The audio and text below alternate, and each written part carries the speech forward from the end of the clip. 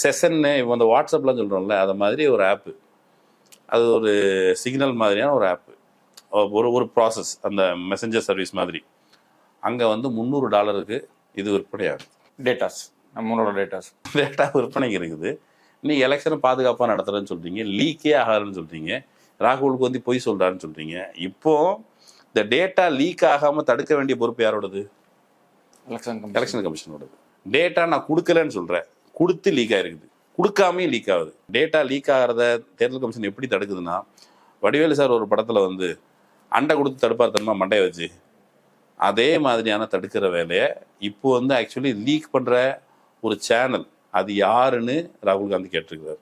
உங்களுக்கு அவங்கள தெரியும்னு சொல்கிறாரு, மக்களுக்கும் தெரியுங்கிறார். ஏன்னா அவர் பேரை சொன்னால் அவரை நீ எப்படி சொல்லுன்னு கேட்பாங்க. நீ ஏன் வெளியே வந்து சொல்லு, டேட்டா கூட இல்லை நாங்கள் கண்டுபிடிப்போம்னு சொல்கிறாங்க. அது நடக்கலை. இன்னொன்று, இந்த டேட்டா பிரீச் நடக்க என்ன நடக்கும்? இப்போ தமிழ்நாட்டிலே வந்து இது பெரியார் மண், அதெல்லாம் நம்ம சொல்கிறோம். டேட்டா மேனுப்புலேஷனை ஒரு ஹைடெக் லெவலில் செய்கிறதுக்கு நேற்று நான் ஒருத்தட்ட பேசிட்டு இருந்தபோது அவர் சொன்னது, தமிழ்நாடு ஸ்ட்ராங்காக இருக்குது. ஏன் ஸ்ட்ராங்காக இருக்குதுன்னா, ஏடிஎம்கே டிஎம்கே ஸ்ட்ராங்காக இருக்கிறது. ஏடிஎம்கே டிஎம்கே பூத் லெவலில் பார்த்துக்கிறதுக்கு ஸ்ட்ராங்காக இருக்குது. இது ஒன்று. இப்போ டிஎம்கே சைடு, டிஎம்கே கூட்டணி ஸ்ட்ராங்காக இருக்குது.